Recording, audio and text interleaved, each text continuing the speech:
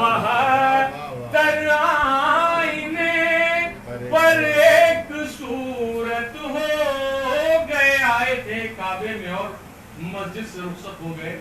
تضمین بطور خاص سنیے گا. کہ 72 آئینے پر ایک صورت ہو گئے. گھر میں بھیجا تھا جسے گھر سے بلایا بھی اسے. گھر میں بھیجا تھا جسے گھر سے بلایا بھی اسے. آئے تھے کعبے میں اور مسجد سے رخصت ہو گئے. آئے تھے کعبے میں اور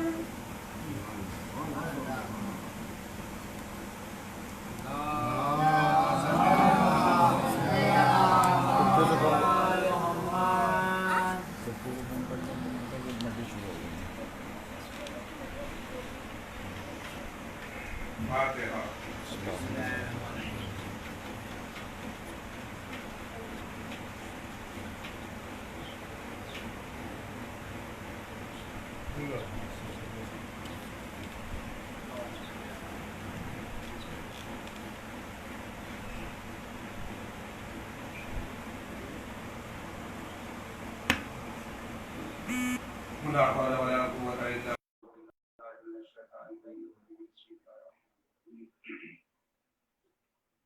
الحمد لله رب العالمين والصلاة والسلام على سيد الأنبياء والمرسلين خاتم النبيين شفيع المذنبين الملقب بالرحمة والياسين معصوم برب المشافعين ورب المطاقين كتب الحسن والحسين وقال العظيم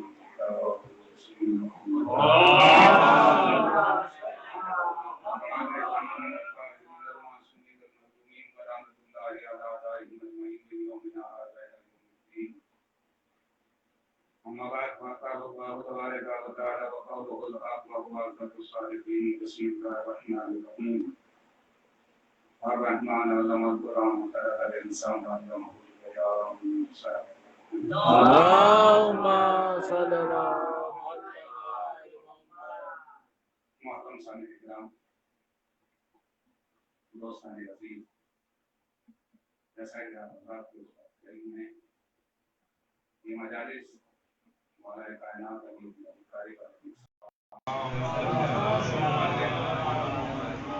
آج ہم دوسرے مرحلے میں داخل ہوتے ہیں اور میں کوشش اس بات کی کر رہا ہوں کہ کچھ چیزیں بہت ہی اہم ہیں جو تاریخ کے اوراق میں چھپی ہوئی ہیں، ان کو آشکار کیا جائے، لوگوں تک پہنچایا جائے.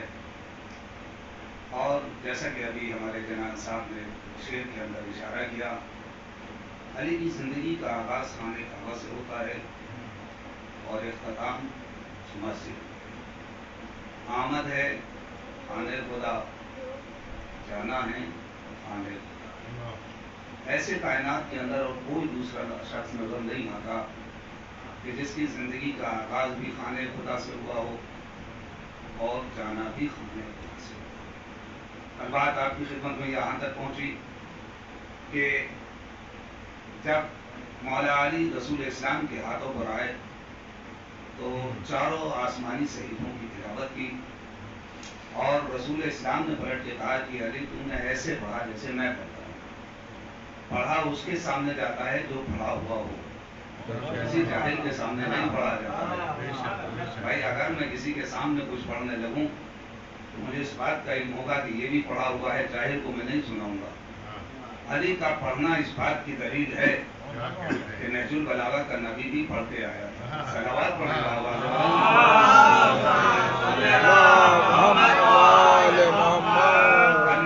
بار بار آپ خلوات کی خدمت میں عرض کر رہا تھا، مقدس ماں بالکل میرے پورے جاہل تھے. مولا علی اور رسول اسلام کے جہاد میں بڑا فرق ہے. جتنی مشکل زندگی یا جتنی مشکل جہاد علی کا ہے وہ رسول کا نہیں ہے. رسول اسلام کے جتنے بھی جہاد ہیں، جتنی بھی لڑائیاں ہیں، جتنے بھی مارکے ہیں وہ سارے کے سارے یا تو کافرین سے ہیں یا مشرکین سے ہیں. نبی کریم کے کسی مقدس مآب سے کوئی جنگ نہیں ہے. کوئی ایک ایسی جنگ نہیں ہے کہ جو کسی تقدس والے ہوں، متقی ہوں، رات بھر عبادتیں کرنے والے ہوں، دن میں روزے رکھتے ہوں. 3 لوگ ہیں جن سے مولا علی کی جنگ ہے. آپ لفظ یاد رکھیے گا، شاید نوجوان اس بات کو اپنے اذہان عالیہ میں محفوظ کر لیں. ایک ہیں قاسدین، ایک ہیں ناقصین اور ایک ہیں مارقین. تینوں میں بڑا فرق ہے اور تینوں الگ الگ ہیں. سب سے پہلے یہ قاسدین ہیں. قاسدین کسے کہا جاتا ہے؟ یہ وہ لوگ ہیں جو جنگ صفین میں امیر شامیہ کی طرف سے، امیر شام کی طرف سے مولا علی سے لڑنے کے لیے آئے تھے. قاسدین یہ یاد رکھیے گا، اس کو کہا جاتا ہے کہ جو مولا علی سے لڑنے کے لیے جنگ صفین میں آئے تھے وہ ہیں قاسدین. یہ ناقصین کون ہیں؟ یہ بڑا مشکل مرحلہ ہے ناقصین کا طے کرنا. یہ بڑے عجیب و غریب قسم کے لوگ تھے. یہ پاور اور طاقت کے ساتھ رہتے تھے. جو بھی پاور میں ہو وہ ان کو ایک اہمیت دے، ان کو عہدہ دے، ان کو دولت چاہیے، ان کو عزت چاہیے، ان کو شہرت چاہیے. بس جیسے ہی ظاہری خلافت مولا علی کو 18 ذی الحجہ سن 35 میں ملتی ہے اور اگلے دن جو میرے مولا نے خطبہ دیا ہے وہ بڑے غضب کا خطبہ ہے مسجد میں جانے کے بعد کا. سنو، جن لوگوں نے بڑے بڑے پیٹ بھر رکھے ہیں اور جنہوں نے بڑی بڑی دولتیں اکٹھا کر لی ہیں، میں سب سے پہلے ان دولت اور ان پیسوں کو جنہوں نے ناجائز طریقے سے اکٹھا کیا ہے ان کو واپس لوں گا. ان کو خود واپس لوٹا دیں، ورنہ میری طاقت یا میری تلوار ابھی اتنی کمزور نہیں ہوئی ہے. میں ان کے گریبان پہ ہاتھ ڈال کے ساری دولت جو ملت اسلامیہ کی انہوں نے ضبط کی ہے یا اس کو اپنے اختیار میں لے لیا ہے، میں اسے واپس لوٹا لوں گا. تو چاروں طرف چینی گولیاں شروع ہو گئی کہ علی نے یہ کیا مارکا شروع کر دیا. کل خلافت ملی ہے 18 ذی الحجہ 35 ہجری میں، اور اگلے ہی دن ابو طالب کے بیٹا جو مسجد کے اندر ایک تقریر کر رہا ہے تو اس میں کچھ لوگ آپس میں اکٹھے ہوتے ہیں، مسجد کے اندر کونے میں بیٹھے ہوئے ہیں. ایک کو ہم طلحہ کہتے ہیں اور ایک کو ہم زبیر کہتے ہیں. اور طلحہ اور زبیر نہیں ہیں، اور بھی بڑی بڑی مقدس شخصیتیں ہیں. ان کو تاریخ اسلام میں، قرآن میں، شریعت میں منافقین بھی کہا جاتا ہے. ان کا کسی سے کوئی مطلب نہیں ہے. ان کو دولت چاہیے، ان کو پیسہ چاہیے، ان کو شہرت چاہیے، ان کو عہدہ چاہیے.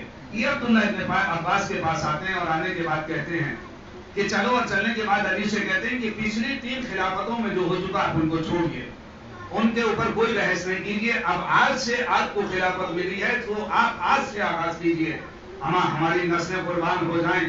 پھر یہاں پہ ڈاکٹر طه حسین یاد آتا ہے. وہ یہ کہتا ہے کہ سوائے ابو طالب کے لال کے علاوہ یہ قدم کوئی نہیں اٹھا سکتا تھا. اس نے فوراً پلٹ کے کہا کہ جیسے یہ لوگ آئے، اس میں عبداللہ ابن عباس بھی ہیں سامنے کھڑے ہوئے. ایک مرتبہ علی پلٹ کے کہتے ہیں عبداللہ، طلحہ، زبیر، تمہارے آنے کا مقصد کیا ہے؟ کس لیے آئے ہو؟ آخر تم چاہتے کیا ہو؟ کہا کہ ایسا ہے کہ یہ علی آپ کو خلافت اب ملی ہے، آج کے بعد آپ دیکھیے کہ کون صحیح ہے کون غلط ہے. جو پچھلی حکومتوں میں یا پچھلی خلافتوں میں ہو چکا ہے اس کو آپ درگزر کیجیے. معلوم ہے ابو طالب کے بیٹے نے کیا کہا؟ اس کا مطلب یہ ہوا کہ میں تینوں خلافتوں کو جائز مان لوں. اپنا توجہ نہیں کی. صلوات پڑھیے بر محمد.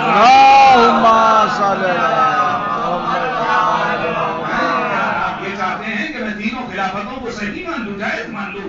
اس کا مطلب یہ ہوا کہ ابو طالب کا لال تینوں خلافتوں سے مطمئن نہیں تھا. بیعت کرنا تو بہت دور کی بات ہے. فوراً پلٹ کے کہا کہ کیا تم یہ چاہتے ہو کہ میں ان تینوں کو صحیح مان لوں جن تینوں خلافتوں میں غلط کام ہوا ان کے اوپر اپنے سائن کر دوں کہ یہ صحیح ہے؟ کہا کہ یہ ناممکن ہے کہ جب تک میں اس کے حقوق چھین کے جس کے ہیں اس تک نہ پہنچا دوں. صلوات پڑھیے بر محمد. اس میں بڑے بڑے نام آتے ہیں، یعنی کہ جدھر پاور دیکھتے ہیں کہ ادھر سمجھ کے چلے جاتے ہیں، ادھر بڑھ جاتے ہیں. اور ایک ہے مارقین. یہ تھے مقدس مآب، یہ تھے مقدس مآب. اور یہی لوگ جنگ صفین میں ٹوٹ کے، جن کو ہم خارجی کہتے ہیں، یہی نہروان میں بھی پہنچے تھے. اور مولا علی کے ہاتھوں سے کتنے قتل ہوئے؟ 12,000 میں سے 10,000، 8,000 کچھ ہیں. यानी कि अबू तालिब के बेटे, और अली के अलावा कोई इनसे जंग कर ही नहीं सकता था। हर शख्स फौरन पलट के कहता कि देखिए कितने बड़े नमाजी हैं, कितने बड़े मुकद्दस हैं, कितने बड़े तकवे वाले हैं, रातों को इबादत इलाही, दिन को रोजे रखते हैं। और इन्होंने एक नई शरीयत ईजाद की थी कि इनके यहाँ कोई गुनाह नाम की कोई चीज नहीं थी कि अगर किसी से कोई गुनाह हो जाए, गुनाह ने कबीरा हो, गुनाह ने सगीरा हो, तो उसमें कोई तौबा का दरवाजा नहीं है, तौबा का दरवाजा बंद है। अगर किसी ने चोरी कर ली है तो वो काफिर हो गया है, अगर किसी से जिना हो गया है तो वो काफिर हो गया है। जितने भी गुनाह ने कबीरा इनकी शरीयत में दायरे इस्लाम से खारिज कर दिया गया है। नबी का जानशीन, असली जानशीन अली बार बार समझा रहे हैं, ऐसा नहीं है, तौबा का दरवाजा खुला हुआ है, किसी को आप दायरे इस्लाम से खारिज नहीं कर सकते। और उन्होंने मिसालें भी दी, बहुत से लोग ऐसे हैं कि जिन्होंने नबी की हयात में गुनाह किए और आके माफी मांगी और तौबा किया है, नबी करीम ने उनका जनाजा पढ़ाया है। नबी किसी काफिर का जनाजा नहीं पढ़ाता, आप तवज्जो नहीं फरमा रहे हैं, नबी किसी काफिर का जनाजा नहीं पढ़ाता। इसका मतलब ये हुआ कि अगर अबू तालिब का जनाजा, सलावत पढ़िए बाबा शरीयत का एहकाम है, शरीयत के हुकूक हैं कि नबी किसी काफिर का नमाज जनाजा नहीं पढ़ाएगा। इधर से अबू तालिब का लाल फौरन पलट के कहता है, 1000 मिसालें देते चले जाते हैं। एक वाकया मुझे याद आ गया, मैं आपके हवाले कर दूं। एक रसूल इस्लाम के सहाबी हैं जिनका नाम है हजरत माज, बड़ा मर्तबा है, बड़े आली मकाम है, माज इब्ने जबल इन्हें कहा जाता है, जबल इनके वालिद का नाम है। वो रोते हुए नबी करीम की खिदमत में आए और आने के बाद कहते हैं, नबी करीम ने चेहरा देखा, रोने का सबक पूछा, कहा कि आप रो क्यों रहे, गिरिया क्यों कर रहे हैं? कहा अभी अभी मुझे एक नौजवान मिला है रास्ते में और वो तड़प तड़प के रो रहा है और एक जुमला कहता है, अल्लाह मुझे माफ नहीं करेगा, मुझे जहन्नम में डाल देगा। क्या कोई रास्ता ऐसा है कि मुझे जन्नत तक पहुंच जाऊं, मेरी तौबा कबूल हो जाए? पर नबी करीम ने फौरन पलट के कहा रहमतों के समंदर में कि जाओ, जाने के बाद उसे मेरे पास लेकर आओ, जाओ और जाके उसे मेरे पास लेकर आओ। अब वो शख्स आता है रोता हुआ, उसकी आंखें भी बुझी हुई हैं और होंठ भी खुश्क हो चुके हैं, रुखसार भी अंदर दबे हुए हैं। नबी करीम ने मालूम किया कि बता क्या बात है? कहा या रसूल अल्लाह, मुझसे गुनाह हो गया है, मैंने बड़ा गुनाह किया है, मैं मेरी अब बख्शिश नहीं हो सकती, मेरी तौबा कबूल नहीं हो सकती। बस ये सुनना था। नबी ने पलट के कहा, ऐसा नहीं हो सकता, तुम तौबा करोगे, मालिक कायनात तुम्हारी तौबा सुनेगा। ये याद रखिएगा, नबी भी दिलों की धड़कनों से वाकिफ है। नबी उससे जानना चाहते हैं, नबी उससे दरियाफ्त करना चाहते हैं कि बताओ कि क्या तुमने कोई ऐसा गुनाह किया है कि जिसे अल्लाह माफ नहीं करेगा? कहा कि हाँ मैंने ऐसा ही गुनाह किया। कहा तुमने क्या शिर्क किया है? कहा नहीं नहीं, मैंने कोई शिर्क नहीं किया है, खुदा मुझे शिर्क से महफूज रखे। बस फौरन नबी ने पलट के कहा अल्लाह तुझे माफ कर देगा। कहा नहीं या रसूल अल्लाह, मेरी बख्शिश नहीं होगी, अल्लाह मुझे माफ नहीं करेगा, मैंने इससे भी बड़ा गुनाह किया है। एक मरतबा नबी की तिबरियों पे बल पड़ जाते हैं, फौरन पलट के दरियाफ्त किया, क्या तूने किसी मासूम का कत्ल किया है? क्या किसी नबी को कत्ल किया है? क्या किसी पैगंबर को कत्ल किया है? कहा कि या रसूल अल्लाह, मैंने ये भी नहीं किया है। कहा जब खुदा तुझे माफ कर देगा, चाहे तेरे गुनाह जमीन और आसमान के बराबर हो, जितने कायनात के अंदर दरख्त हैं उनके पत्तों के बराबर हो, फिर भी वो रहमान और करीम है, तुझे बख्श देगा। कहा कि नहीं, मुझे खुदावंद आलम नहीं बख्शेगा, मैंने बहुत बड़ा गुनाह किया। एक मरतबा नबी ने पलट के कहा, ये बता तेरा गुनाह बड़ा है या मालिक कायनात बड़ा है?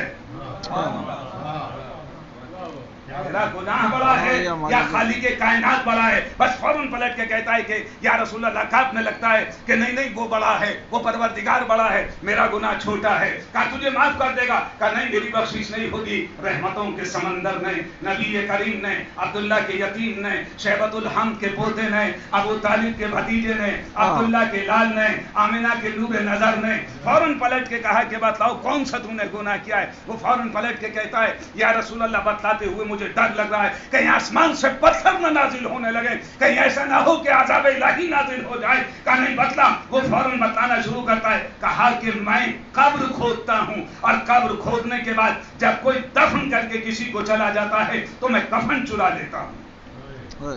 मैं कफन लेके चला जाता हूँ। नबी ने पलट के कहा चल कोई बात नहीं है, तू इस्तिग़फ़ार कर, तौबा कर, अल्लाह तुझे माफ कर देगा। नहीं, पलट के कहता है या रसूलुल्लाह बात यहीं खत्म नहीं हुई है। कहा कि क्या बात है? कहा मेरा गुनाह और आगे बढ़ा। कहा कि क्या हुआ? कहा कि कल रात की तारीकी में जब एक लड़की को दफन किया गया, वह अंसार में से थी, बड़ी हसीन और जमील थी। मैं गया और जाने के बाद मैंने उसकी कब्र को खोदा और खोदने के बाद उसका कफन उतारा और मैंने उसके साथ बदफेली की है। बस नबी एक मर्तबा खड़े हो गए और कांपने लगे, थर-थर कांपने लगे। फौरन पलट के कहा कि चल यहाँ से हट जा, कहीं ऐसा ना हो अज़ाब इलाही आ जाए और सब यही खत्म हो जाए। वो वहां से चला, उसने अपने दोनों हाथों को पीछे बांधा और सर नीचे किया, गार के अंदर चला गया, सजदे में सर रख दिया। मालिक कायनात तेरे नबी की बज़्म में गया था, मायूस लौट आया हूँ, मेरा गुनाह बख्शा नहीं जाएगा, अब तेरी बारगाह से खाली हाथ नहीं जाऊंगा। 39 दिन मुकम्मल होने के बाद जब 40वां दिन आता है, सजदे में सर रखता है, बड़े बड़े बाल हो चुके हैं, आंखें अंदर धस चुकी हैं, आवाज का निकलना दुश्वार हो चुका है। एक मर्तबा पलट के कहता है ए पानने वाले, बस आखिरी मर्तबा तुझसे दुआ कर रहा हूं, तुझे उसका वास्ता जिसके जरिए में तूने आदम की दुआ को कबूल किया, जिसके सत्य में तूने आदम की दुआ को कबूल किया। सजदे में सर रखते रखते फौरन पलट के कहता है अल्लाहुम्मा इन्नी असअलुका बिहक़्क़ि मुहम्मदिन व अंतल महमूद बिहक़्क़ि अलीय्यिन व अंतल आला बिहक़्क़ि फातिमा व अंत फातिरुस समावाति वल अर्द बिहक़्क़िल हसन व अंतल मोहसिन। बच्चे से हुसैन का नाम लेना चाहता था, आंखों से आंसू गिरे। मालिक कायनात ने जिब्राइल से कहा मेरे नबी को जाके बशारत दे दे। अरे सलावत पढ़िए मोहम्मद। जाने के बाद मेरे नबी को बशारत दे दे कि उसने मेरे हुसैन का नाम, आंखों में आंसू भरने के बाद मैंने उसके गुनाहों को माफ कर दिया। जिब्राइल आए और आने के बाद कहा कि जाओ और जाके उसको ले आओ। मेरा नबी रहमतों का समंदर अपनी आगोश में रहमत और कुरान और शरीयत को समेटे हुए उस हाल के अंदर पहुंचा, अपने दोनों हाथ पीछे बांधे हुए है, गिरिया कर रहा है, लब पे हुसैन है। कहा तेरा गुनाह माफ हो गया। एक मर्तबा खड़ा हुआ और खड़े होने के बाद नबी के कदमों पे सर रख के एक जुमला कहता है वो कितना बड़ा है। सलावत पढ़िए पर मोहम्मद। वो कितना बड़ा है अज़ीज़ान गिरामी। ये रमजानुल मुबारक का महीना है, आप तौबा कर दीजिए, खुदावंद आलम कबूल कर लेगा। तौबा का कुछ दरवाजा बंद नहीं होता है। कल के बारे में ना सोचिएगा कि आज गुनाह किए लेते हैं कल तौबा कर लेंगे। तौबा इसका नाम नहीं है कि रुखसारों पे तमाचे मारें, दिल से तौबा कीजिए। जो अली ने तौबा बताई है कि पिछले गुनाह का इस्रार ना हो, आगे तहैया ना हो। सलावत पढ़िए बाबा से।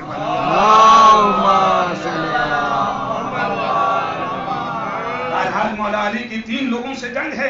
मैंने कल आपकी खिदमत में अर्ज किया कुछ अदवार हैं, कुछ दौर हैं अली की जिंदगी के। कल बात को मुकम्मल करने की इंशाअल्लाह कोशिश करूंगा। पहला दौर है पैदाइश से लेके यानी कि खाने खुदा काबे से लेके और दावत ज़ुलशीरा तक, और दूसरा दौर शुरू होता है दावत ज़ुलशीरा से लेके हिजरत तक, और तीसरा दौर शुरू होता है हिजरत से लेके सन 11 हिजरी तक। अजीबोगरीब माहौल है, अजीबोगरीब मौसम है, मगर नबी करीम अपना जानशीन अपनी जिंदगी में 1.25 लाख के मजमे में कदीर के मैदान में अपने हाथों पे बुलंद करके मजमे को दिखला के गए हैं। उसके बाद भी लोगों ने इनकार कर दिया। इधर नबी की आंखें बंद हुई, उधर सारे के सारे जितने अंसार थे बड़ी तेजी से सकीफा की तरफ दौड़े। ये याद रखिएगा पहले जो कदम उठाया है उस सकीफा में कौन आगे बढ़ा है? मुहाजिर नहीं थे, अंसार गए थे। अंसार बड़ी तेजी से गए और जाने के बाद वहां खलीफा का इंतखाब करने लगे। इधर बड़े साहब जो हैं, बड़े साहब समझ रहे हैं, वो इत्तेफाक से मक्के में नहीं थे, वो अपने देहात किसी सुसवाली अजीज के घर गए हुए थे। ये दूसरे जो थे ये मक्के में अपनी तलवार, मदीने में अपनी बरहना तलवार लिए हुए इधर उधर टहल रहे। कोई ये न कहे कि नबी चले गए, नबी का विसाल हो गया, नबी का इंतकाल हो गया, नबी इस दुनिया से चले गए। बात समझ में नहीं आती है कि जब नबी पलट के कहता है कि मैं जिंदा हूं तो ये कहते हैं कि मर गए। जब नबी चले गए, दोगली पॉलिसी है। जब नबी बयानी की दोगली बात हो रही है, नहीं नबी चिल्ला के कह रहे हैं कि नहीं मैं जिंदा हूं, उधर शैतान की आवाज इनके कानों तक पहुंची। ये याद रखिएगा, हर इंसान उस आवाज से मानूस होता है जो उसका करीबी हो। जिसका जितना करीबी होगा उसकी आवाज उसके कानों तक बड़ी तेजी से पहुंच जाएगी। शैतान ने एक आवाज बुलंद कर दी, नबी कत्ल हो गए, नबी शहीद हो गए, ये सारे के सारे मरे। शाम में रिसालत के फरमानों पे ये शय वाजिब हो जाती है कि जब शम्मा ही न रही तो हम क्या रहेंगे। भाई जब शम्मा ही न रही तो हमारा वजूद क्या है। इनको भी वहीं रुक के अपनी जान को खत्म कर देना चाहिए थे, भागे हुए चले जा रहे हैं। इस बात को तबरी ने बड़े अच्छे अल्फाज में लिखा है कि बकरियों की तरह पहाड़ों पे कूदते हुए नजर आ रहे हैं। बकरियों की तरह पहाड़ों पे कूदते हुए नजर आ रहे। जब नबी इस दुनिया से चले गए, फातिमा अपना सर पीट रही है, मेरा बाबा चला गया, मैं यतीम हो गई। उन्हें पुरसा देने के बजाय बल्कि मदीने की गलियों में बढ़ेना तलवार लेके इधर उधर टहलें, कोई ये ना कहे नबी इस दुनिया से चले गए। आगे बढ़े और बढ़ने के बाद एक शख्स को दौड़ाए, जल्दी से जाओ उन साहब को बुला कर लेकर आओ। वो आए और आने के बाद कुछ कानों में बातें हुई, ये अंदर गए और जाने के बाद आप बाहर आते हैं और एक जुमला कहते हैं, हाँ नबी चले गए, नबी का इंतकाल हो गया। बहरहाल ये भी बड़ी तेजी से यहाँ से मस्जिद होते हुए सकीफा में जाते हैं। सकीफा में किस लिए आए, नबी का जनाजा छोड़ के यहाँ क्यों चले आए, आप गौर कीजिएगा। कहा कि हम नबी का जानशीन बना रहे हैं। पहला सवाल, बुनियादी सवाल जो है वो ये है, क्या नबी ने अपना जानशीन बनाया या नहीं बनाया। अगर नहीं बनाया तो आपको किसने हक दिया। भाई अगर नबी ने अपना जानशीन नहीं बनाया तो आपको किसने हक दे दिया कि आप नबी का जानशीन बनाए। ये वहां पहुंचे और पहुंचने के बाद बहसो मुबाहिसा शुरू हो गया, तकरार शुरू हो गई। अंसार ये चाहते थे हम में से हो और मुहाजिरीन ये चाह रहे थे कि हम में से हो। अंसार ने आखिर में एक प्रपोजल और रख दिया कि अच्छा ऐसा करो, एक तुम में से हो जाए, एक हम में से हो जाए। फौरन पलट के कहा, नबी के जानशीन दो नहीं होंगे, एक होगा।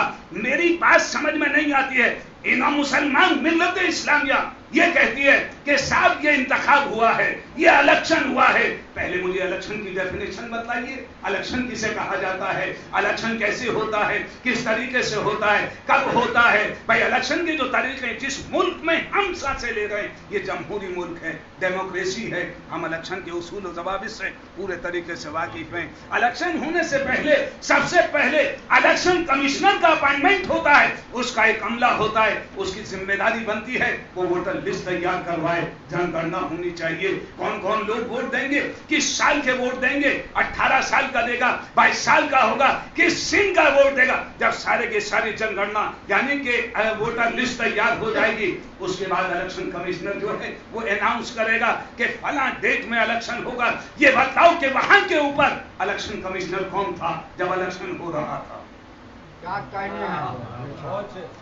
भाई अगर इलेक्शन हो रहा था, नबी का जानशीन मुकर्रर किया जा रहा था, किस किस को वोट देनी थी। क्या सिर्फ मुहाजिरीन और अंसार का नबी था? नबी तो सारे मुसलमानों का था। तो सारे मुसलमानों को बराबर का हक है कि सब वोट दें। यमन के लोग भी दें, सीरिया के लोग भी दें, मक्के के भी दें, जद्दा के भी दें, मदीने के भी दें। क्या कोई वोटर लिस्ट तैयार हुई थी या कोई जनगणना हुई थी? क्या कोई तय हुआ था कि इस उम्र का आदमी वोट देगा? अच्छा, हर शख्स को इलेक्शन लड़ने का तैयार है। ये अंसार और मुहाजिरीन ही के क्यों हैं? भाई यही लोग क्यों हैं? एक बैलेट पेपर छपना चाहिए, उसके ऊपर नाम होने चाहिए। यही इलेक्शन के अंदर जिन्होंने अपना नॉमिनेशन किया है, यही इलेक्शन लड़ाएंगे। कौन थे जो ये तय कर रहे थे? एक और इलेक्शन का तरीका है कि हाथ उठवा लिया जाता है। क्या हाथ उठवाए गए? सारा मुसलमान आ गया था? का नहीं, सारा तो नहीं था, ये तो पॉसिबल नहीं था। भाई क्यों पॉसिबल नहीं था? भाई आपको चाहिए था सारे मुसलमानों की जनगणना कराते, इलेक्शन कमिश्नर का अपॉइंटमेंट कराते, नबी को दफन करने के बाद कुछ दिन तक यही काम करते, उसके बाद इलेक्शन करा लेते। कि हर आदमी को मौका मिलना चाहिए कि ये भी इलेक्शन लड़े, आप भी इलेक्शन लड़े, आप भी इलेक्शन लड़े। जब इलेक्शन ही के जरिए से होना है, भाई जब इलेक्शन ही के जरिए से होना है तो ये बात तय हो जानी चाहिए थी कि नहीं बहसो मुबाहिसा हो गया। 3 लोगों के सामने ये खिलाफत एक बॉल की तरह गर्दिश कर रही थी। ये उसकी तरफ पेश करते हैं, वो इसकी तरफ पेश कर देते हैं, और वो अबू उबैदा उमर के लिए कहते हैं, उमर जो है वो खलीफा अव्वल के लिए कहते हैं। आखिर में एक मर्तबा खलीफा दोम खड़े होते हैं और खड़े होने के बाद कहते हैं, आप बुजुर्ग हैं, मैं आपकी बैत करता हूं। बस ये कहने के बाद उनके हाथ पे से अबू उबैदा ने कर रख दिया। पर जैसे ही इनकी खिलाफत तस्लीम कर ली गई, अगले दिन इन्होंने अपने बाप को खत लिखा। वो खत मेरे हाथ आ गया ऐसी रमजानुल मुबारक में, जो इंदा या बिंदा, जो ढूंढता है उसे मिल जाता है। मैंने उस खत को ढूंढा, उसमें इन्होंने लिखा था बिस्मिल्लाहिर्रहमानिर्रहीम। उसके बाद लिखते हैं, अब्बा जान मैं मुसलमानों का खलीफा हो गया, मैं नबी का जानशीन मुकर्रर हो गया, मुसलमानों का नहीं, मैं नबी का जानशीन मुकर्रर हो गया और मिल्लत इस्लामिया ने मेरी बैयत कर ली। और मेरा जो प्लस पॉइंट था मेरी बुजुर्गी थी। 3 पॉइंट उन्होंने अपने वालिद माजिद को लिखे, 3 पॉइंट उन्होंने अपने वालिद माजिद को लिखे। पहला जो था, मैं नबी का जानशीन हो गया, मैं नबी का सक्सेसर बन गया। दूसरा जो था, मिल्लत इस्लामिया ने मेरा इंतखाब किया है। और तीसरा जो था, मैं बुजुर्गों की बदौलत मैं मिल्लत इस्लामिया का खलीफा बन चुका हूँ। उन्होंने फौरन खत पढ़ा, मुस्कुराए और मुस्कुराने के बाद बेटे को खत लिखा, मेरे लाल तुमने 3 पॉइंट लिखे हैं जो तीनों एक दूसरे की तरदीद कर रहे हैं। कोई किसी का जानशीन दूसरा अपॉइंट नहीं कर सकता। अगर तवज्जो नहीं की आपने, भाई नबी का जानशीन किसी और को हक नहीं है कि कोई और अपॉइंट करे, नबी खुद अपना सक्सेसर बनाएंगे। लिहाजा तुम्हारी बात ये गलत साबित हो रही है। दूसरे ये कि मैं मुसलमानों का खलीफा हो गया, अब तुम मुसलमानों के नहीं, ये तो उनका होना चाहिए था जिनका तुम जानशीन बने हो। और रही बुजुर्गी की बात, अभी तो मैं बैठा हूं, सलावत पढ़िए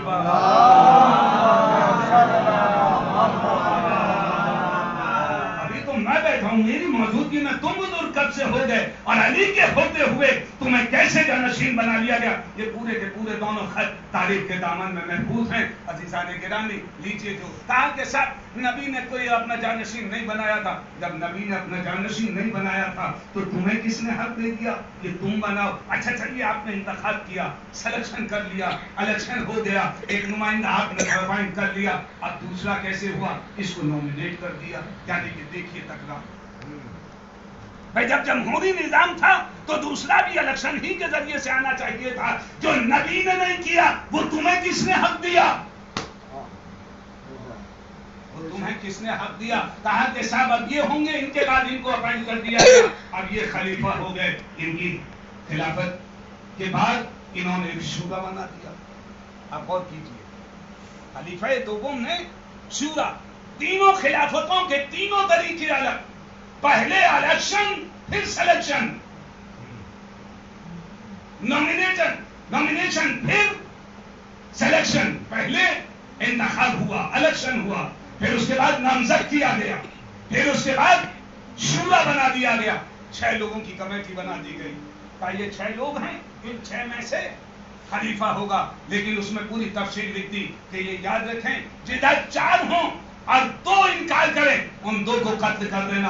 आपको किसने हक दे दिया किसी के कत्ल कराने का। कुरान मजीद तो पलट के ये कह रहा है कि अगर किसी ने जानबूझ के किसी मोमिन का कत्ल कर दिया, उसकी सजा जहन्नम है। या 5 एक तरफ हो जाएं और एक तन्हा एक रह जाए, तो अगर वो न माने तो उसे कत्ल कर देना, 2 न माने तो उसे कत्ल कर देना। जब 3 हो जाएं तो बराबर हो जाएगा। नहीं भाई, 3 इधर आ गए, 3 उधर आ गए, कहा कि नहीं, फिर मेरे बेटे अब्दुल्ला को बुलाना, अब्दुल्ला उमर इब्ने उमर किसको वोट दें, उनको हकम के तौर पे तस्लीम कर लेना। या अब्दुल रहमान इब्ने औफ, कौन थे इन 6 में, हजरत अली, उस्मान, अब्दुल रहमान इब्ने औफ, तलहा, जुबैर, साद इब्ने वक्कास, ये 6 लोग हैं। अब 6 की आप तारीख पढ़ रहे हैं। ये सूरा जो बना है दिखलाने के लिए, तारीख के दामन में महफूज रहने के लिए है। कौन 6 अफराद, मौला अली, उस्मान, अब्दुल रहमान इब्ने औफ, साद इब्ने वक्कास, तलहा, जुबैर, ये 6 लोग हैं अब्दुल रहमान इस 6 की कमेटी में। और 3 दिन के अंदर अपॉइंट होना है। इन 3 दिनों तक सुहेब नमाज पढ़ाएंगे, सुहेब नमाज पढ़ाते रहेंगे। ये शूरा में नहीं है, नमाज ये पढ़ाएंगे। 50 लोग इन शूरा के अफराद को घेरे रहेंगे। कोई इधर उधर भागने ना पाए, कोई किसी तरह की साजिश न कर पाए। ان 6 پہ نگرانی کی جائے گی. 50 آدمی اپائنٹ کر دیے گئے ہیں, وہ برہنہ تلواریں لیے ہوئے ان 6 کے اوپر تعینات کر دیے گئے ہیں.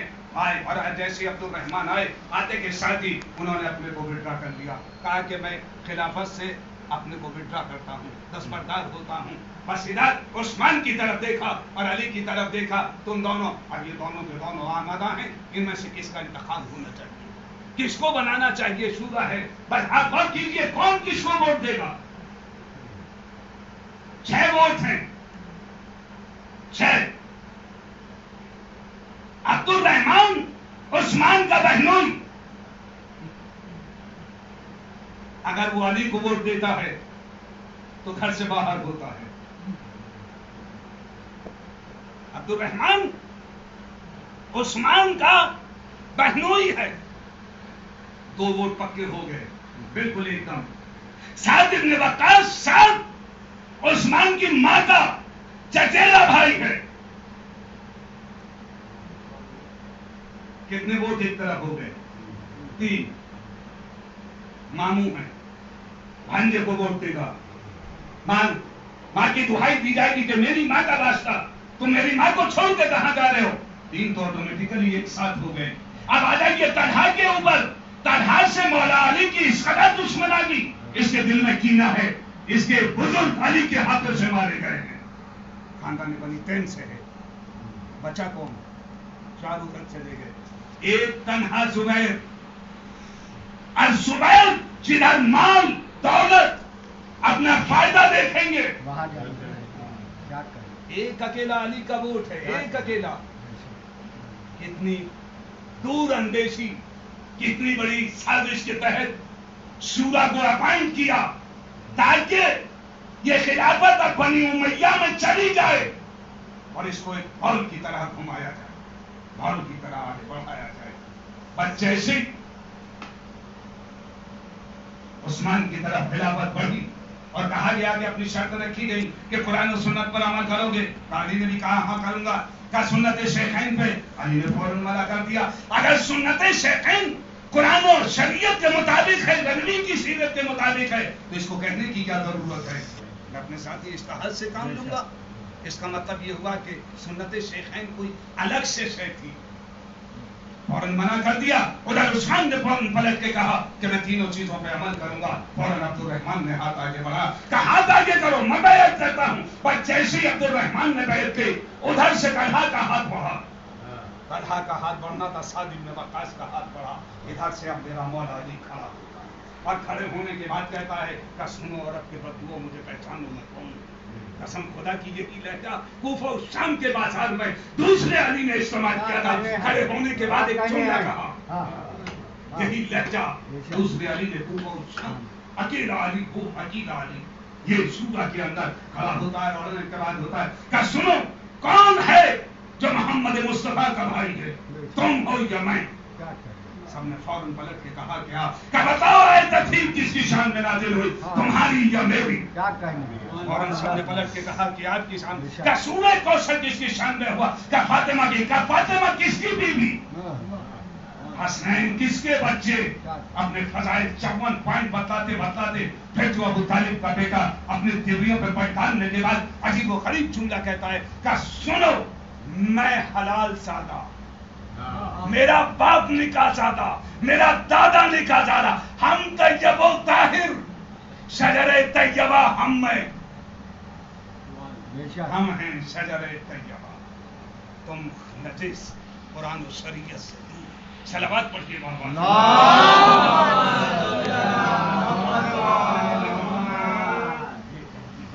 میرا مولا علی. بہرحال یہ 3 گروہ ہیں, ان 3 سے بڑی بڑی جاتے ہیں. اسی میں سے عبد الرحمان ابن ملجم کا ساتھ قد دیکھیے, اس قدر ان کی عبادتیں تھیں, انہوں نے علی کے قتل کا جو منصوبہ بنایا کہ رمضان سے زیادہ مبارک مہینہ نہیں ہو سکتا. رمضان, اور رمضان میں بھی شب قدر میں علی کے اوپر حملہ ہونا ہے. 3 لوگ آمادہ ہوئے, 3 لوگ تیار ہو جاتے ہیں. وہاں سے مکے سے عبد الرحمان چلا, کوفے میں آنے کے بعد شبیب اور وردان سے ملا, اور خود تامہ جو ہے ان تینوں کو آمادہ کرنے کے بعد خدام جسے کہا جاتا ہے، اور پھر ہم نے خدامہ کہا جاتا ہے، مسجد میں چلی گئی اعتکاف میں اور آنکھوں سے اشاروں سے باتیں کر رہی ہے۔ گرامی تھوڑی سی دیر کے لیے یہاں رکیے۔ آپ نے حجر کا نام سنا ہوگا، بہت بڑا نام ہے۔ حجر کے بعد کا نام کیا ہے؟ عدی کہا جاتا ہے، حجر بن عدی۔ عدی کے بعد کا نام کیا ہے؟ حاتم کا نام سنا ہوگا۔ حاتم کی سخاوت، حاتم تائی کوئی چھوٹی موٹی سائٹ کا نام نہیں ہے۔ عدی ایک بہت بڑا کردار ہے تاریخ اسلام کے اندر، بہت بڑی شخصیت ہے، کوئی چھوٹی موٹی شخصیت نہیں ہے، بہت بڑا نام ہے۔ ان کے 3 بیٹے صفین میں شہید ہوئے، 3 بیٹے جنگ صفین میں مولا علی کے ساتھ 3 بیٹے ان کے جنگ صفین میں شہید ہو گئے۔ ایک کا نام اطراف ہے، تعریف ہے، قریب ہے، تینوں کے تینوں مولا علی کی شہادت کے بعد کسی کام سے نہ معلوم، مجھے تاریخ بالکل گنجلا دکھ رہے ہیں کہ علی امیر شام کے پاس پہنچے، سلام و دعا ہوئی، فوراً پلٹ کے کہتا ہے بتاؤ تمہارے بچوں کا کیا ہوا۔ دیکھیے کتنا شاطر نام ہے، کتنا تیز ترار نام ہے امیر شام، کتنا تیز، کتنا تیز، آپ اندازہ نہیں لگا سکتا کہ آپ کسی کے 3 بچے کسی جنگ میں مارے جائیں اور تنزیہ انداز میں آپ فوراً پلٹ کے اس سے کہیں کہ بتاؤ کیسا ہوا تمہارے بچوں کے ساتھ۔ خدا نے ہم کو کامیابی عطا کی۔ ایک مرتبہ عدی نے چہرہ دیکھا اور دیکھنے کے بعد پلٹ کے کہتے ہیں زبان بند کر، زبان بند کر۔ وہ تینوں علی پر قربان ہو گئے اور مجھ سے پہلے جنت میں چلے گئے، میں ابھی تک بیٹھا ہوں، میں ابھی تک بیٹھا ہوا ہوں۔ کہا کہ تم کیسا پاتے ہو علی کو؟ کہا علی سے اس کائنات کے اندر علی سے بزرگ و برتر کوئی نہیں، ذات پروردگار کے بعد نبی اور نبی کے بعد علی۔ کہا کہ تمہارے تینوں بچوں کو قتل کرا دیا اور اپنے بچوں کو بچا لیا، تمہارے ساتھ بڑی ناانصافی ہوئی۔ کہ میرے ساتھ یہ ناانصافی نہیں ہوئی، میرے ساتھ یہ ناانصافی ہوئی کہ علی چلے گئے، میں رہ گیا۔ صلوات پڑھیے۔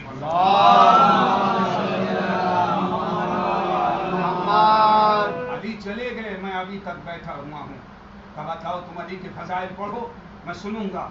میرے سامنے کہا کہ تم برداشت نہیں کر پاؤ گے، میں نہیں پڑھوں گا۔ کہا نہیں، اسلام ہوا، تم پڑھو، میں سنوں گا۔ بس ادھر سے علی نے مولا علی کے فضائل پڑھنے شروع کیے، خانہ کعبہ سے لے کے مسجد کوفہ تک۔ یقین جانیے دشمن بھی علی کے فضائل سے واقف تھا، اس قدر گریہ کر رہا تھا کہ اس کی بڑی بڑی داڑھی جو تھی وہ آنسوؤں سے تر ہو چکی تھی، اس سے آنسو نیچے جو گئے تھے۔ فوراً پلٹ کے کہتا ہے کہ بات تو یہی ہے، لیکن کیا کریں، ہمیں حکومت نے مجبور کر رکھا ہے۔ ہم اس امیر شام نے، آپ تاریخ پڑھیے تو آپ کو اندازہ ہوگا، سن 40 ہجری سے لے کے اور 99 تک، قریب 60 سال تک ممبر سے علی کو گالیاں دی گئی ہیں، علی کو ممبر سے گالیاں دی گئی، ہر خطبے میں گالی دی جاتی تھی، ہر موقع پہ گالی دی جاتی تھی۔ عمر ابن عبدالعزیز کا نام آپ نے سنا ہوگا، چھوٹا سا تھا، بچہ تھا، بچوں کے ساتھ کھیل رہا تھا، ادھر لوگ کھیلتے کھیلتے علی کو گالیاں دے رہے ہیں، ایک محاورہ بن چکا تھا علی کو گالیاں دینا، ممبر سے گالیاں، مسجدوں میں گالیاں، بچے کھیل میں گالیاں دے رہے ہیں۔ یہ عمر ابن عبدالعزیز بھی گالیاں دے رہا ہے، ادھر سے اس کا استاد گزرا، اس نے دیکھا کہ بچے گالیاں دے رہے ہیں، وہ رک گیا۔ رکنے کے بعد عمر ابن عبدالعزیز کی طرف دیکھا کہ شاید یہ بھی کچھ دیر کے بعد اس نے بھی گالی دی، یہ غصے سے چور رکھنے چلا گیا گھر کی طرف، کھانے کی طرف۔ جب بچوں کی تعلیم کا وقت آیا، پڑھنے کے لیے بچے جب اس کے گھر یا مسجد میں پہنچے تو عمر ابن عبدالعزیز کی طرف سے اپنا چہرہ پھیر لیا، منہ موڑ لیا، یہ سمجھ گیا کہ کوئی بات ہے، ہمارا استاد آج ناراض ہے، ضرور کوئی بڑی بات ہوئی ہے، ہمارا استاد اتنا ناراض نہیں ہوتا ہے کبھی۔ آگے بڑھا، اس نے کہا حضور کیا ہم سے غلطی ہو گئی؟ کہا تم نے ایسا جرم کیا ہے کہ تمہارے خشم میں بخشش نہیں ہو۔ عمر ابن عبدالعزیز کانپنے لگا، استاد آپ کیا کہہ رہے ہیں؟ کیا؟ کہا کہ یہ بتاؤ تم علی کو گالیاں دے رہے تھے بچوں کے ساتھ میں؟ کہا یہ تو پوری دنیا کر رہی ہے، اس طریقے کا ماحول بنا دیا تھا۔ کہ یہ بتاؤ تم تو قرآن پڑھ رہے ہو؟ کہا کہ ہاں۔ کہ جنگ بدر کے بعد خدا جن سے راضی ہو گیا تھا کیا بعد میں ناراض ہو گیا؟ کوئی آیت نازل ہوئی ہے؟ عمر نے کہا کہ نہیں، ایسی آیت تو نہیں ہے۔ کہا کہ جب جنگ بدر میں علی سے خدا ناراض ہو گیا تو تم کس حیثیت سے علی کو گالیاں دے رہے ہو؟ وہ خاموش چپ۔ اس نے عہد کیا کہ میں آج کے بعد علی کو گالیاں نہیں دوں گا۔ بچہ تھا لیکن اس نے طے کر لیا کہ میں علی کو گالیاں نہیں دوں گا۔ یہ اس کا بات جب خلیفہ ہوا، اس کا بات خطبے میں بڑی تیزی سے زبان بڑی تیز چلتی تھی۔ عبدالعزیز کی بہت تیز خطبہ دیتا تھا۔ خطبہ دیتے دیتے جب اس منزل پہ پہنچتا تھا جہاں علی کو جب وہ ستم کیا جائے، گالیاں دی جائے، زبان میں لکنت ہوتی ہے۔ عادت ڈالیے سننے کی، زبان میں لکنت ہوتی ہے، بچہ ایسی لکنت ہوتی ہے، لڑکھڑا جاتی ہے، پھر اس کے بعد وہ آگے بڑھ جاتا ہے۔ اس نے فوراً کچھ دنوں تک یہ چلتا رہا۔ ایک روز اپنے بات کو پکڑ لیا کہ ابا یہ بتائیے کہ آپ خطبہ بڑا حسین و بلیغ دیتے ہیں، بڑا خوبصورت خطبہ دیتے ہیں اور آپ کی طرف لوگ متوجہ رہتے ہیں، لیکن جب علی پہ گالی کی بات آتی ہے تو آپ کی زبان لڑکھڑاتی ہے، آپ کی زبان میں لکنت پیدا ہو جاتی ہے۔ ایک مرتبہ چہرہ دیکھا، دیکھنے کے بعد کہا بیٹا تمہیں پتا نہیں ہے، اگر علی کے فضائل ان لوگوں کو معلوم ہو جائیں تو سب علی کے بچوں کی طرف پلٹ جائیں گے، تیرا باپ تنہا کھڑا رہ جائے گا۔ یہ مجبوری ہے، اس حکومت کی خاطر ہم علی کو گالیاں دیتے ہیں۔ بس یہ خاموش ہو گیا۔ اس کا مطلب یہ ہوا کہ مصلحت کے تحت لوگ علی کو برا کہہ رہے ہیں، علی کو گالیاں دے رہے ہیں۔ اب وہ منزل آتی ہے کہ جب سلیمان نے اپنے بھائی کو خلیفہ نہ بنانے کے بجائے اپنی وصیت میں عمر کا نام لکھا کہ میرے بعد میرا خلیفہ عمر بن عبدالعزیز ہوگا، عمر کو جب خلیفہ اپائنٹ کر دیا اور وہاں جب یہ وصیت پڑھی گئی، اس کو تو احساس بھی نہیں تھا کہ میں خلیفہ بنا دیا جاؤں گا۔ وہ ایک کونے میں بیٹھا ہوا تھا، بس فوراً لوگوں نے اٹھا کے اس کو منبر پہ بٹھایا۔ اس نے سب سے پہلے اس بات کا اعلان کیا کہ میں تب اس خلافت کو قبول کروں گا جب تم علی کو گالیاں نہیں دو۔ 60 سال تک مسلسل علی کو منبر سے گالیاں، ایک لمبا دور ہے، 60 سال۔ ایک عظیم شخصیت، نبی کے بعد اگر کوئی ساتھ تھی وہ ابو طالب کا بیٹا علی تھا۔ بس عزیزان گرامی باقی قد آپ کی خدمت میں عرض کر دیا جائے گا، یہ 3 لوگ مسجد کے اندر اور خدام پہلے سے اعتکاف کی شکل میں مسجد میں آ کے بیٹھ چکی ہے، وہیں بیٹھی ہوئی ہے۔ یہ تینوں مسجد میں آ گئے۔ ایک کا نام ہے عبدالرحمن بن ملجم، ایک کو کہا جاتا ہے شبیب اور ایک کا نام ہے بلدان۔ یہ تینوں لوگ ہاتھ لگائے بیٹھے ہوئے ہیں۔ ادھر علی آئے، ادھر میرے مولا علی سے امام حسنین۔ کچھ ذاکرین پتہ نہیں کہاں سے یہ کہہ دیتے ہیں کہ صاحب بچے کیوں نہیں تھے مسجد میں؟ کسی ذاکر نے منبر سے پڑھا کہ بچے گھر پہ موجود نہیں تھے، وہ دیہات گئے ہوئے تھے۔ میں نے جو پڑھا ہے معتبر تاریخوں کے اندر امام حسنین گھر میں موجود تھے۔ مولا علی نے روکا کہ آج تم لوگ گھر میں نماز پڑھو گے، تم لوگ مسجد نہیں آؤ گے۔ امام نے امام کو، لیکن مولا علی باپ ہیں، جتنے مراتب حسنین کے ہیں اس سے مرتبہ بلند علی کا ہے۔ یہ جمانان جنت کے سردار ہیں، لیکن ان کے باپ وہ ہیں، وہ قسیم النار والجنہ ہیں، جنت اور دوزخ کے تقسیم کرنے والے ہیں۔ ان کو روکا تم یہی رہو گے۔ بچے آگے بڑھتے ہیں، کل میں نے عرض کیا، بچے کہتے ہیں کہ بابا مسجد نہ جائیے۔ بس ایک مرتبہ آسمان کی طرف دیکھ کے ابو طالب کا بیٹا ایک جملہ کہتا ہے، میں موت سے گھبرا جاؤں، یہ ناممکن ہے۔ میرے نبی کریم ارشاد فرما گئے، علی تمہاری داڑھی خون سے خضاب ہوگی، تمہاری داڑھی خون سے رنگین ہوگی۔ اب سنیے، قسم خدا کی مصائب میں بھی فضائل آ جاتے ہیں۔ جب علی سے نبی نے ارشاد فرمایا تمہاری داڑھی خون سے رنگین ہوگی، تو ایک مرتبہ فوراً نبی نے سوال کیا، اے علی یہ بتاؤ جب تمہاری داڑھی خون سے رنگین ہوگی تو تم اپنے کو کیسا پاؤ، تم اپنے بارے میں کیا رائے مان کرتے ہو؟ علی نے اس کا جواب نہیں دیا، علی نے فوراً پلٹ کے کہا جب یہ میری داڑھی خون سے رنگین ہوگی یہ بتائیے دین کی بقا ہوگی یا نہیں؟ دین کی بقا ہوگی کہاں؟ دین کی بقا کے لیے علی تمہاری داڑھی کو رنگین کیا جائے گا، بس یہ سننا تھا، سجدہ شکر کیا۔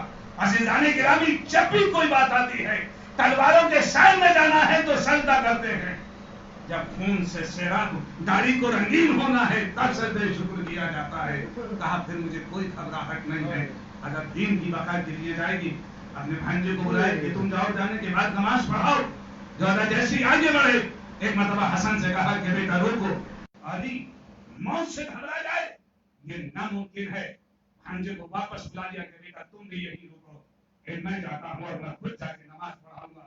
ادھر یہ تینوں لوگ آمادہ ہیں، تیار ہیں، اچھا ادھر سے کوئی کام اشارے کر رہی ہے کہ جلدی کرنا، بس جیسے ہی علی آ جائے فوراً حملہ کر دینا۔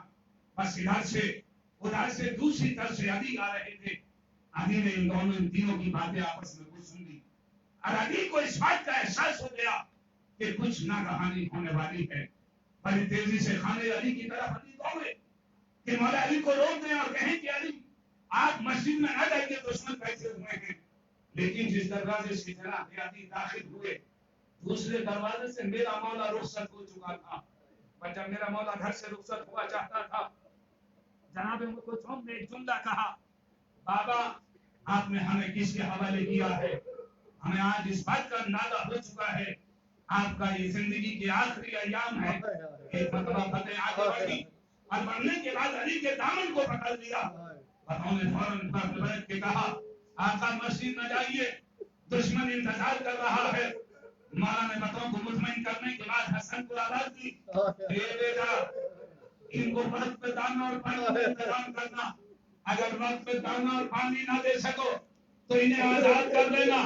میں کہوں گا مولا آپ کو اپنی باتوں کا اتنا خیال، ذرا کربلا کے میدان میں آ جائیے، ارے آپ کے گھر کے بہو بیٹیاں آپ کا حسین تین دن کا پیاسا آواز بلند کر رہا ہے، حل ملنا سے میری انصرنا، ہے کوئی جو میری مدد کرے، اے آقا آپ کا بیٹا حسین 3 دن کا بھوکا اور پیاسا ہے، کوئی پانی دینے والا نہیں ہے۔ ارے جب کند خنجر چل رہا تھا اس وقت میں کسی نے 2 گھونٹ پانی حسین کو دے دیا، اے بیٹا تم چاہو تو انہیں آزاد کر دینا، اگر پانی اور پانی کا انتظام نہ کر سکو بچے سے میرا مولا گھر سے رخصت ہوا چاہتا ہے، پھر بتائیں آگے آ جاتی ہے کہ مولا آگے نہ بڑھیے، لیکن مولا نے پیچھے کیا اور ان کو آج حسنین کے حوالے کر دیا۔ اب آگے چلے، بس ادھر سے علی آئے، دروازہ کھٹکھٹایا، مولا امام حسن آئے، بس فوراً بڑے کے دروازہ کہاں ہے، کہاں مسجد جا چکے، اِنَّا لِلَّهِ وَإِنَّا إِلَيْهِ رَاجِعُونَ۔ حسن پلٹ کے کہتے ہیں علی کیا کہہ رہے ہو، کہ دشمن انتظار کر رہا ہے، بس جیسے ہی علی بڑی تیزی سے دوڑے، علی راستے میں تھے، بس فوراً جیسے ہی آگے بڑھے اور سردے میں سر رکھنا چاہتے تھے، پہلا حملہ شبیب نے کیا جو خطا کر گیا، خدامہ نے جلدی سے اشارہ کیا، اب جو ضربت چلی مولا کے سر پہ لگی، مولا کی آواز سنی، کچھ تو میرا دل کا کل کو دل حسین، کل کو دل امیر المومنین۔ میں نے مجلس کو ختم کر دیا، بس 2-3 منٹ، 1 یا 1.5 منٹ میں مجلس کو تمام کر رہا ہوں، بس جیسے فضاؤں میں آواز گونگی، قد قتل امیر المومنین، ارے مولا امیر المومنین قتل کر دیے گئے، ادھر سے بچے دوڑے، ادھر سے علی دوڑے، میرے مولا علی نے کیا دیکھا، ارے میرا مولا سجادے پہ تڑپ رہا ہے اور وہاں سے اٹھا کے اپنے سر پہ ڈالتا ہے، اور جیسے حسین داخل ہوئے ایک مرتبہ حسین سے بولا، اے بیٹا حسن آگے بڑھو، ارے نماز پڑھاؤ۔ قسم خدا کی میرے اندر طاقت کہ میں مزید اس سے زیادہ اپنے مولا کے مسائل پڑھ سکوں، پر جیسے ہی نماز تمام ہوئی مولا کو گلیم میں رکھا، لے کے چلے، پر جیسے ہی گھر قریب آیا چاہتا تھا علی نے پلٹ کے کہا، اے بیٹا حسن، ارے ان سے کہہ دو اپنے گھروں کو واپس چلے جائیں، بس ایک مرتبہ کہا کیوں، ارے مولا یہ تو چاہنے والے ہیں، کہا کہ زینب ابن کلثوم ارے گریہ کر رہی ہے،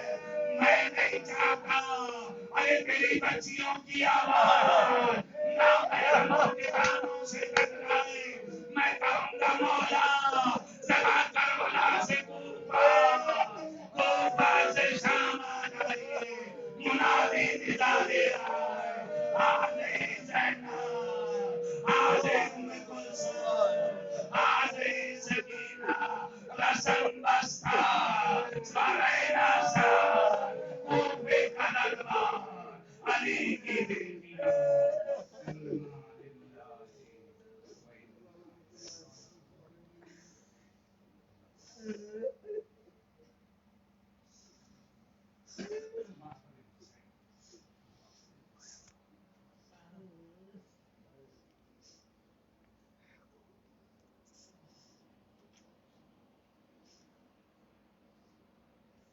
علی مولا مولا علی مولا حیدر مولا علی مولا حیدر مولا علی مولا حیدر مولا علی مولا حیدر مولا علی مولا حیدر مولا علی مولا حیدر مولا علی مولا حیدر مولا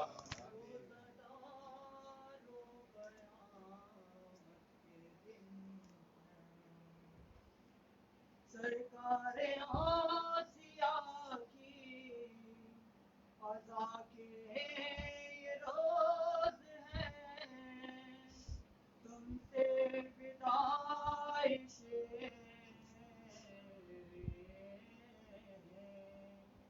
عزا کے یہ روز ہے، روزہ دار و قیامت کے دن ہیں، ابن ملجم نے حیدر کو مارا، روزہ دار و قیامت کے دن ہیں، ابن ملجم نے حیدر کو مارا، روزہ دار و قیامت کے دن ہیں، ابن ملجم نے حیدر کو مارا، روزہ دار و قیامت کے دن ہیں، بچھڑا ہے مولا ہمارا، روزہ دار و قیامت کے دن ہیں، ابن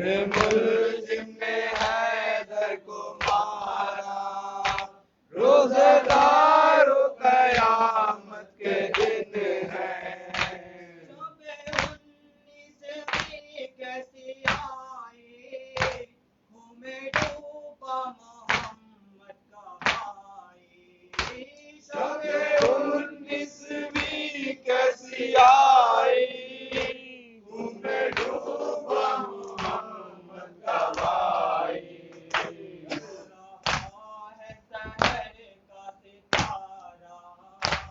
روزہ دار و قیامت کے دن ہے، ابن ملجم نے حیدر کو مارا، روزہ دار و قیامت کے دن ہے، خاک پہ وارثی ہے سروں پر، کالے پرچم لگے ہیں گھروں پر، خاک پہ وارثی ہے سروں پر، کالے پرچم لگے ہیں گھروں پر، بچھڑا ہے مولا ہمارا، روزہ دار و قیامت کے دن ہے، ابن ملجم نے حیدر کو مارا، روزہ دار و قیامت کے دن ہے،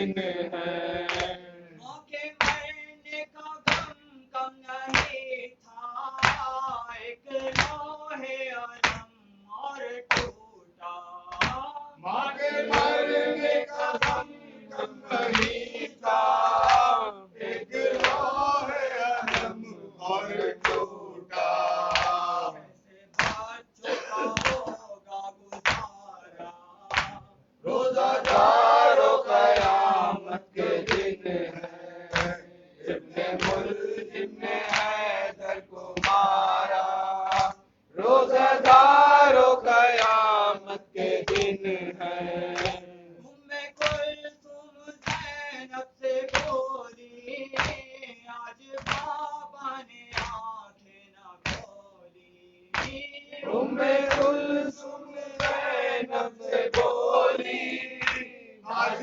بابا نے آنکھیں نہ کھولی نشانہ ہلا کے پکارا روزہ دارو قیامت کے دن ہے ابن ملجم نے حیدر کو مارا روزہ دارو قیامت کے دن ہے بچھڑا ہے مولا ہمارا روزہ دارو قیامت کے دن ہے علی مولا حیدر مولا علی مولا حیدر مولا علی مولا حیدر مولا علی مولا حیدر مولا علی مولا حیدر مولا علی مولا حیدر مولا علی مولا حیدر مولا علی مولا حیدر مولا علی مولا حیدر مولا علی مولا حیدر مولا علی مولا السلام علیکم یا عبد اللہ،